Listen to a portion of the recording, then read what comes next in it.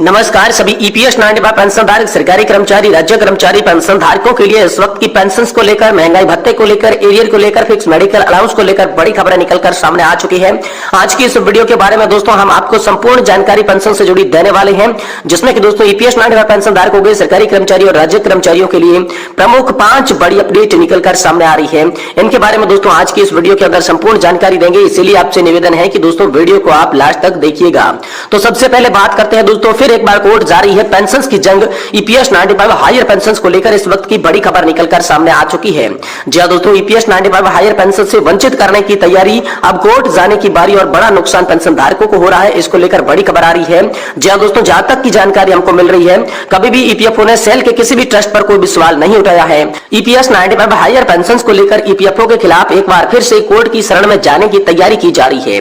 उच्च पेंशन के खाते में आने वाला ही था कि कर्मचारी भविष्य निधि संगठन ने अपना फैसला ही बदल दिया। पेंशनर्स को जारी डिमांड लेटर वापस करने के साथ साथ जमा पैसा भी लौटा दिया गया। इसको लेकर पेंशनर्स कोर्ट का सहारा लेने लगे हैं। उच्च पेंशन के भुगतान से पहले सेल के सभी यूनिट के सीपीएफ ट्रस्ट पर ईपीएफओ ने गंभीर सवाल लगाते हुए जमा राशि को लौटा दिया। पेंशनर्स का कहना है कि पीएफ ट्रस्ट और ईपीएफओ के बीच का इसके विवाद है। दोस्तों, इसमें पेंशनर्स को क्यों पीसा जा रहा है? सेल के कभी भी यूनिट में पीएफ ट्रस्ट में अंशदान पर ईपीएफओ हर साल ऑडिट करता है। इसके बावजूद अब जब पेंशन देने की बारी आई है तो बेईमानीबाजी कर रहा है। इसलिए कोर्ट से यहाँ पर न्याय की उम्मीद है। सुप्रीम कोर्ट में चली लंबी लड़ाई के बाद पेंशनर्स को उच्च पेंशन का अधिकार मिला था। अब उसी पर विराम लगाने का पूरा इंतजाम कर दिया जा चुका है। दोस्तों, ईपीएफओ शुल्क भी लेता है, ऑडिट भी करता है और ईपीएस 95 हायर पेंशन को पेंशन से वंचित करने पर पेंशन धारक क्या बोले? तो दोस्तों, सेल के भिलाई स्टील प्लांट से रिटायरमेंट राजेंद्र पिल्लई ने यहाँ पर आप हमसे बातचीत में बताया कि ईपीएफओ नियमों के पालन करने की बात कर रहा है, लेकिन हर साल ऑडिट करते हुए ईपीएफओ मौन क्यों है? इसका जवाब भी कर्मचारी भविष्य निधि संगठन को देना होगा। पीएफ ट्रस्ट रूल्स के मुताबिक 12% तक काटता है। ट्रस्ट घाटा में जाता है तो इसकी भरपाई कंपनी करेगी। ऐसे में कर्मचारियों को उलझना ठीक नहीं होगा। पेंशनर्स के बीच का चर्चा, अब कोर्ट जाने की जरूरत पड़ेगी तो जाएंगी। कर्मचारियों को प्रताड़ित किया जा रहा है। इतने दिनों तक कानूनी लड़ाई के बाद उसे यहाँ पर लंबा ईपीएफओ खींच रहा है और इसी को लेकर कोर्ट जाने की एक बार फिर से तैयारी यहाँ पर जो है पेंशन धारक कर चुके हैं। साथ ही दोस्तों, लोकसभा चुनाव तक ईपीएफओ भी खामोश रहेगा। जहां दोस्तों, ईपीएस 95 पेंशन आंदोलन से जुड़े श्रमिक नेता का कहना है कि जहां तक की जानकारी मिल रही है, कभी भी ईपीएफओ ने सेल के किसी भी ट्रस्ट पर कोई भी सवाल नहीं उठाया। ईपीएफओ ने 11B का लेटर दिया, क्लोज के तहत डिमांड नोटिस को वापस किया। दिल्ली से गाइडलाइन मिलने का इंतजार करने की बात सामने आ रही है। लोकसभा चुनाव खत्म होने तक ईपीएफओ कुछ भी करने के मूड में नहीं है। ये दोस्तों हाल फिलहाल में आप सभी के लिए बड़ी और इंपोर्टेंट खबर निकलकर सामने आ चुकी है। वही दोस्तों, आप सभी के लिए केंद्र सरकार का कमाल का फैसला बताया जा रहा है। पेंशन धारक इससे बल्ले बल्ले होने वाली है। दोस्तों, पूरे 3 साल 11 माह के बाद आखिरकार आप सभी को तोहफा मिला है। पेंशनर्स माला माल हो जाएंगे। जी हां दोस्तों, पेंशन एरियर लिस्ट 2024 जारी कर दी जा चुकी है। इसके लिए नया सर्कुलर आ चुका है। पहली, दूसरी और तीसरी किस्त के साथ आप सभी को एरियर कितना मिलेगा, इसको लेकर केंद्र सरकार ने हाल फिलहाल में बड़ा अपडेट जारी कर दिया है और आप सभी को जल्द से जल्द एरियर आपके खाते में आने के लिए दोस्तों यहाँ पर जो है उम्मीद जताई जा रही है। वहीं दोस्तों, ईपीएस 95 पेंशन भोगियों की नजर बीजेपी के घोषणा पत्र पर थी। मोदी जी से चाहिए 7,500 रुपए की गारंटी, इसको लेकर बड़ी खबर आई है। जी हां दोस्तों, ईपीएस 95 न्यूनतम मौजूद सरकार का कोई फैसला नहीं ले सकी है। अगर आगे की उम्मीद पेंशन धारक लगाए हुए हैं। पीएम मोदी और ईपीएफओ पर नाराजगी जाहिर करने वाले पेंशनर्स ने मोदी जी से भी यहाँ पर बड़ी प्रार्थना की है।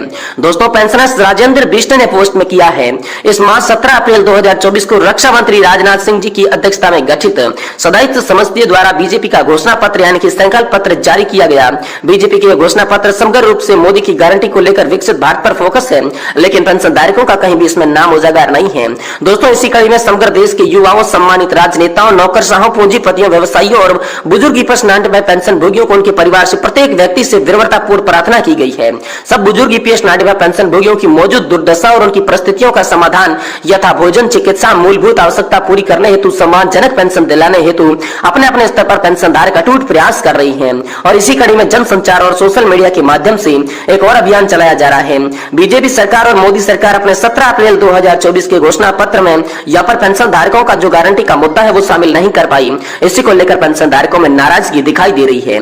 वहीं दोस्तों, क्योंकि मोदी जो है तो मुमकिन है दोस्तों, बुजुर्गों को इस उम्र के पड़ाव में मानवीय तौर पर मोदी जी की सरकार बुजुर्गों को यह राहत प्रदान करने में सहयोग प्रत्येक नागरिक बुजुर्ग की आशा का अवस्था है, क्योंकि इस देश में अर्थव्यवस्था प्रभावित नहीं हो रही है, जबकि देश के सारे विधायक, सांसद, मंत्री नौकरशाही, मनवांछित पेंशन, भत्ते, तरह तरह की सुख सुविधाओं का उपभोग कर सरकारी खजाने से लाभ ले रहे हैं। तो यहाँ पर घोर अन्याय की पराकाष्ठा आखिर ईपीएस 95 पेंशन धारकों के साथ क्यों हो रही है?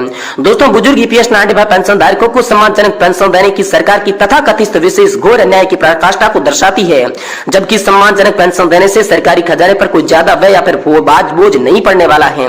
देश के खजाने की यदि बुजुर्गों की राशि का उपकार कल्याण में खर्च करने में उम्र के इस पड़ाव में यातनाएं झेल रहे बुजुर्ग पेंशन धारकों को मोदी सरकार का आशीर्वाद प्राप्त हो जाए तो इससे दोस्तों बड़ी बात क्या हो सकती है?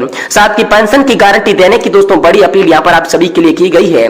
दोस्तों, पेंशनर्स ने लिखा कि अंत में देश के सभी युवाओं, राजनेताओं और देशवासियों, सांसदों, विधायकों, मंत्रियों से और उनके परिवारजनों से पुरान प्रार्थना करते हैं कि यहाँ पर कृपया अपने अपने स्तर पर ईपीएस 95 बुजुर्ग पेंशन धारकों को सम्मानजनक पेंशन दिलाने में सहभागी बनकर यश का भागी बने और मौजूद जो मोदी जी और उनकी सरकार तथा राजनाथ सिंह जी की अध्यक्षता में गठित 27 सदस्य के प्रत्येक संकल्प पत्र में बुजुर्ग ईपीएस 95 पेंशन धारकों को सम्मान पेंशन गारंटी देने और पुण्य का भागी बनने हेतु यहाँ पर प्रेरित करने की बात की गई थी। लेकिन दोस्तों, आप सभी के लिए बीजेपी की घोषणा पत्र के अंदर ये बातें आप सभी के लिए शामिल नहीं की गई थी, तो इसको लेकर हाल फिलहाल में बड़ी खबर आई है। साथ ही साथ दोस्तों, आप सभी के लिए बात करें तो ईपीएस 95 हायर पेंशन को लेकर बड़ी खबर आ रही है। करीब 600 से 700 कर्मचारियों और अधिकारियों का करोड़ों रुपए वापस कर दिया गया है और बुजुर्ग पेंशन धारकों की पेंशन की टेंशन दोस्तों बढ़ चुकी है। जी हां दोस्तों, कर्मचारी भविष्य निधि संगठन ने लोकसभा चुनाव 2024 तक ईपीएस 95 हायर पेंशन को लेकर सारी कायदों पर विराम लगा दिया है। ईपीएफओ एक के बाद एक फॉर्म दोस्तों धड़ाधड़ वापस करता जा रहा है।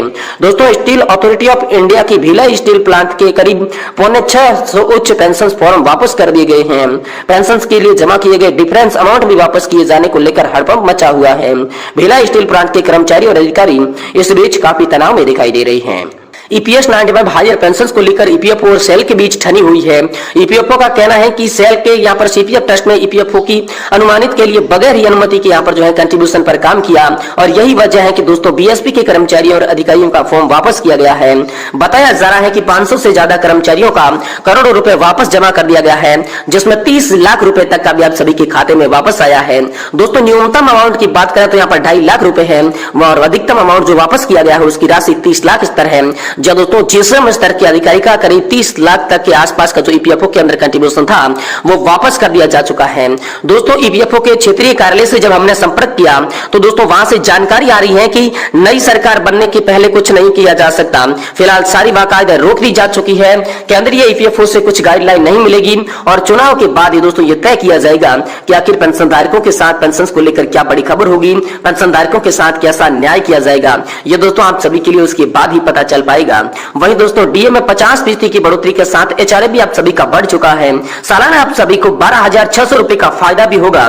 तो दोस्तों, इसके साथ साथ सरकारी कर्मचारियों के बल्ले बल्ले कैसे हुई है, अन्य भत्ते कौन से मिलेंगे, चलिए आपको बताते हैं। देखिए, केंद्र सरकार की तरफ से लाखों कर्मचारियों को तोहफा मिल चुका है। महंगाई भत्ता जो आपका था वो 46 से बढ़कर 50% हो चुका है। देश भर के सभी केंद्रीय कर्मचारियों के लिए 1 जनवरी 2024 से लागू कर दिया गया है। केंद्र सरकार ने इसका ऐलान मार्च के दोस्तों पहले हफ्ते में कर दिया था। दोस्तों, सरकारी नियम के अनुसार जब डीए में बढ़ोतरी की जाती है और उसे 50% कर दिया जाता है तो दोस्तों हाउस रेंट अलाउंस और अन्य भत्ते भी दोस्तों उसमें बदलाव किया जाता है। केंद्रीय कर्मचारियों को डीए बढ़ने के बाद अब दूसरे भत्तों में बदलाव का इंतजार है। दोस्तों, यहाँ पर दूसरे भत्तों की बात करें तो एचआरए में आप सभी के लिए बढ़ोतरी हो सकती है। डीओपीटी की तरफ से केंद्र सरकार को दिए जाने वाले भत्तों की लिस्ट पहले ही जारी कर दी गई थी। इसमें महीने में डीए के बाद संभावित संशोधन किया जाएगा। हालांकि एचआरए में बदलाव को लेकर अभी तक किसी भी तरह का आदेश सामने नहीं आया है, लेकिन आप सभी के लिए यहाँ पर जो बताया जा रहा है कि 10 आप सभी के जो भत्ते हैं वो 10 भत्ते आप सभी के लिए बढ़ सकते हैं, क्योंकि जैसे ही 50% डीए हो जाता है